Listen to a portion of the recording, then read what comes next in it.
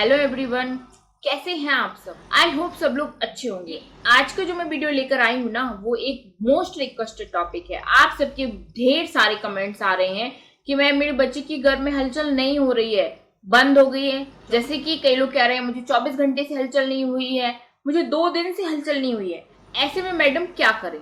तो आज मैं आपको घर में बच्चे की हलचल ना होने के कुछ कारण बताने आई हूँ। कुछ उपाय भी आपको बताऊंगी जिससे कि आपका बच्चा घर में हलचल करने लगे, और कब आपको तुरंत हॉस्पिटल भागना है ये भी आपको बताऊंगी। तो वीडियो आप सभी के लिए बहुत ज्यादा हेल्पफुल है। अगर आपका बच्चा भी घर में हलचल नहीं कर रहा है या घर में बच्चे की हलचल अभी तक शुरू नहीं हुई है, तो वीडियो को पूरा देखें, चैनल को सब्सक्राइब करें, पास में जो घंटी है उसको भी जरूर दबाएं। तो चलिए आज का हेल्पफुल वीडियो जल्दी से स्टार्ट करते हैं। सबसे पहले एक बात बता दूं फ्रेंड्स कि बहुत से आप लोगों के कमेंट्स आते हैं, मैम आप सब जैसे पूछते हैं कि मेरा अभी 3 मंथ कंप्लीट होने वाला है, मुझे बच्चे की हलचल नहीं हो रही है, मेरा 4 मंथ कंप्लीट होने वाला है, मुझे बच्चे की हलचल नहीं हो रही है। तो सबसे पहले मैं आपको ये बता दूं कि बच्चे की हलचल जो आपको ठीक तरीके से फील होती है वो प्रेगनेंसी के 5 महीने में ही हो पाती है। इससे पहले आपको टेंशन लेने की बिल्कुल भी जरूरत नहीं है।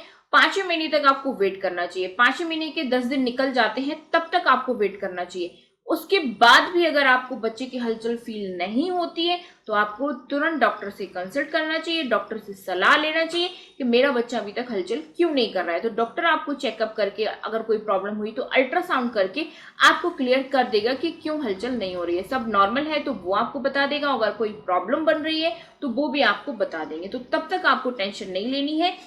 5 महीने के 10 दिन तक आपको वेट करना है, ठीक है। तो अब आपकी ये बात क्लियर हो गई कि बच्चा हलचल कब करता है। अब बात करते हैं कि बच्चा हलचल कर रहा है और अचानक से बच्चा हलचल कम कर देता है या बंद कर देता है, तो ऐसे में आपको क्या करना चाहिए। तो इसके पीछे क्या होता है कि आपकी बड़ी बड़ी गलतियां होती है। वो क्या होती है वो मैं आपको बताती हूँ। सबसे पहली गलती होती है आप ठीक तरीके से खाना नहीं खाती हैं। हर वीडियो में आपको बताती हूँ ना कि हेल्दी डाइट आपको लेनी है, लेकिन आप नहीं लेती, मेरी बात माननी ही नहीं है ना आपको। तो इसीलिए आपको क्या करना चाहिए, अच्छे से अपनी डाइट लेनी चाहिए। अपनी डाइट में ज्यादा से ज्यादा आयरन, कैल्शियम, पोटेशियम, मैग्नीशियम, इन चीजों का सेवन करना चाहिए जिससे कि घर में आपका बच्चा अच्छे तरीके से ग्रोथ करे, बच्चे का वजन बढ़े। और अगर आप ऐसा नहीं करेंगी, ठीक तरीके से डाइट नहीं लेंगी, तो क्या होगा, आपके बच्चे का वजन घर में कम रह जाएगा, बच्चे की ग्रोथ स्लो होगी। जब आपका बच्चा ही नहीं बढ़ रहा है घर में तो फिर टाइम से हलचल वो कैसे कर पाएगा। जब बच्चा कमजोर रहेगा उसको पोषक तत्व तो नहीं मिलेंगे, क्योंकि आप ही के खाने से तो बच्चे को पोषक तत्व तो मिलते हैं, और जब आप ही कुछ नहीं खाएंगे तो बच्चा तो फिर कमजोर रहेगा ना। फिर कहाँ से उसको खुद भगवान आके तो अंदर पोषक तत्व तो नहीं पहुंचा देंगे ना, उसके लिए तो आपको ही कुछ करना पड़ेगा। तो आप इन सब बातों को छोड़ के मुझे उल्टी हो जाती है, मुझे ये हो जाता है, अरे खाने का ट्राई तो करें। एक बार ट्राई करेंगे, एक बार उल्टी होगी, 2 बार करेंगे, दूसरी बार हो जाएगी, हो जाने दें, लेकिन खाने की कोशिश तो करें। आप नहीं खाएंगी तो बच्चा फिर कैसे घर में रहेगा, कैसे बच्चे की ग्रोथ होगी। तो इन चीजों पर आप ध्यान रखें। अपने बच्चे के लिए अच्छे तरीके से खाना लें, एक हेल्दी डाइट फॉलो करें। मैं वीडियो में बताती रहती हूँ कि आपको क्या खाना चाहिए क्या नहीं खाना चाहिए, तो वो वीडियो आप फॉलो करें, ठीक है। अच्छी डाइट लेने से क्या होगा कि आपका बच्चा घर में हेल्दी रहेगा, बच्चे का वजन बढ़ेगा, तो बच्चा अपना टाइम से हलचल करना स्टार्ट कर देगा। अब आप जरूर इस बात का ध्यान रखेंगे, मुझे ये आप पे बिलीव है। दूसरा कारण है, अगर आपको प्रेगनेंसी के दौरान किसी भी तरीके कोई इन्फेक्शन हो गया है, जैसे कि अगर आपको यूरिन इन्फेक्शन है, आपको सर्दी जुकाम खांसी बुखार इस तरीके की प्रॉब्लम है, तो इसका असर भी घर में आपके बच्चे की हलचल पर पड़ता है। तो इस दौरान क्या होगा, आपको अपने बच्चे की हलचल घर में कम फील होगी, क्योंकि जब आप बीमार रहेंगी, आप खाना पीना ठीक से नहीं खाएंगी, आप ठीक तरीके से एक्टिविटी नहीं करेंगी, तो घर में बच्चा भी सुस्त सा रहता है। तो इसीलिए आपको अपनी हेल्थ पर स्पेशली ध्यान देना चाहिए। इस तरीके के इन्फेक्शन आपको ना पकड़े, इसलिए अपनी प्रेगनेंसी में फुल केयर करनी चाहिए जिससे कि आप हेल्दी रहें, और आप हेल्दी रहेंगी तो घर में बच्चा भी हेल्दी रहेगा और अच्छे से मूवमेंट करेगा। इसके बाद जैसे कि अगर आपको प्राइवेट पार्ट में इन्फेक्शन हो जाता है तो भी इसका असर आपके घर में बच्चे की हलचल पर भी पड़ता है। इसीलिए अपने प्राइवेट पार्ट को पूरी प्रेगनेंसी अच्छे से नीट एंड क्लीन रखें, वहां पर हाइजीन मेंटेन रखें, अच्छे से किसी नेचुरल इंटीमेट वॉश का यूज करें जिससे कि बैक्टीरिया ना पनप पाए, आपका पीएच बैलेंस मेंटेन रहे।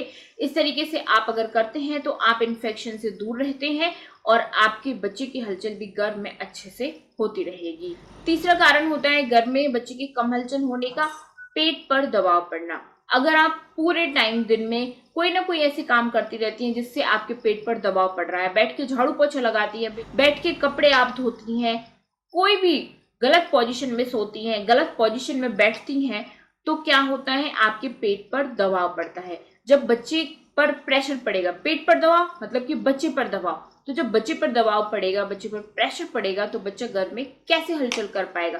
वो वैसे ही सफोकेटेड रहेगा, मतलब उसको घुटन टाइप की फील होगी जब आप अपने पेट पर दबाव डालेंगे। तो इस बात का ध्यान रखें, प्रेगनेंसी में कोई भी ऐसा काम ना करें जिससे कि आपके पेट पर दबाव पड़े और घर में बच्चे को बेचैनी फील हो और वो हलचल ना कर पाए। ये गलती आपको अपनी जरूर सुधारनी है। इसके बाद है नेगेटिव सोच।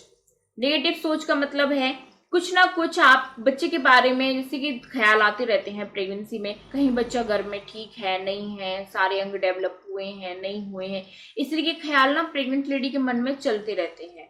तो ऐसे ख्यालों से आपको दूर रहना है। कुछ भी ऐसा उल्टा सीधा बच्चे के बारे में आपको नहीं सोचना है, अच्छा अच्छा सोचना है।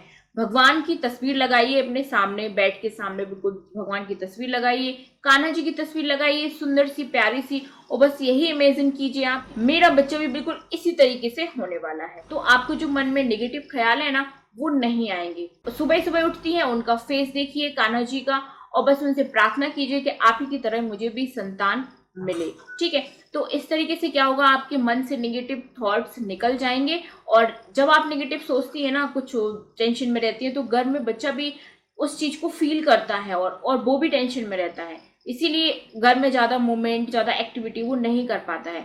तो आप अपनी ये आदत बदल दीजिए, नेगेटिविटी को दूर भगा दीजिए। इसके बाद 5वां कारण होता है, अगर आपके बच्चे के गले में गर्भनाल लिपटी हुई है। जब बच्चे के गले में गर्भनाल लिपट जाती है तो भी बच्चे की हलचल आपको कम फील होती है। ठीक है, तो जब आप अल्ट्रासाउंड करवाती हैं तो डॉक्टर आपको क्लियर कर देते हैं कि आपके बच्चे के गले में गर्भनाल लिपटी है। एक राउंड तक नॉर्मल है, एक राउंड में क्या होता है कि नॉर्मल डिलीवरी भी पॉसिबल हो जाती है, लेकिन अगर 2 राउंड है, 3 राउंड है, तो ये क्रिटिकल हो सकता है। ऐसे में आपको डॉक्टर से एडवाइस लेनी चाहिए, डॉक्टर से सलाह लेनी चाहिए कि आपको क्या करना है और क्या नहीं करना है। डॉक्टर के अकॉर्डिंग आपको चलना चाहिए। इसके बाद 6वां रीजन होता है एंटीरियर प्लेसेंटा। एंटीरियर प्लेसेंटा अगर आपका है तो आपको आपके बच्चे की हलचल घर में कम फील होगी। तो इसमें भी आपको घबराने की बिल्कुल भी जरूरत नहीं है। अगर आपकी सारी रिपोर्ट्स नॉर्मल है, सब कुछ नॉर्मल है, जब भी अल्ट्रासाउंड होता है उसमें भी बेबी फीटल किक सही है, नॉर्मल है, तो कोई दिक्कत नहीं है आपको, फिर आप टेंशन ना लें। ठीक है, इसके बाद नेक्स्ट रीजन जो होता है वो होता है गलत पोजीशन में सोने से। अगर आप प्रेगनेंसी में गलत पोजीशन में सोती हैं, राइट करवट लेके सोती हैं, सीधे सोती हैं, तो भी आपको आपके बच्चे की हलचल कम फील होगी।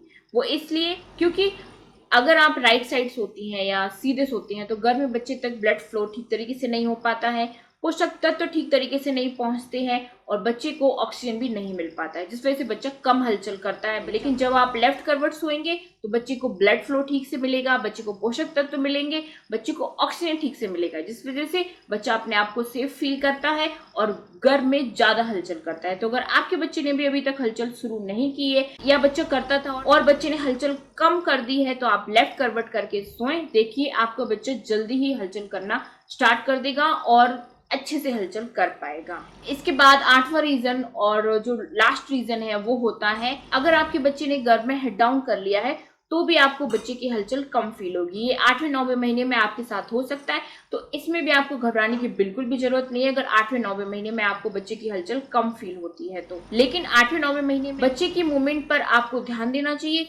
24 घंटे में कम से कम 10 से 15 बार बच्चे की मूवमेंट होनी ही चाहिए। अगर इससे कम आपको लग रहा है कि बच्चा कम हलचल कर रहा है तो आप तुरंत डॉक्टर के पास जाएं, बिल्कुल भी देर ना करें। बच्चे की हलचल पर टाइम टू टाइम ध्यान देते रहें, स्पेशली 8वें-9वें महीने में। ठीक है, ये बहुत ज्यादा जरूरी है। इसके बाद जैसे कि अगर आपको लग रहा है कि आपका बच्चा 1-2 दिन पहले अच्छे तरीके से हलचल कर रहा था और अब हलचल नहीं की है, तो कई बार ये हो जाता है कब्ज की दिक्कत अगर आपको ज्यादा है, पेट में गैस ज्यादा बन रही है, आपको अपच की दिक्कत है, तो भी आपका बच्चा घर में कम हलचल करता है।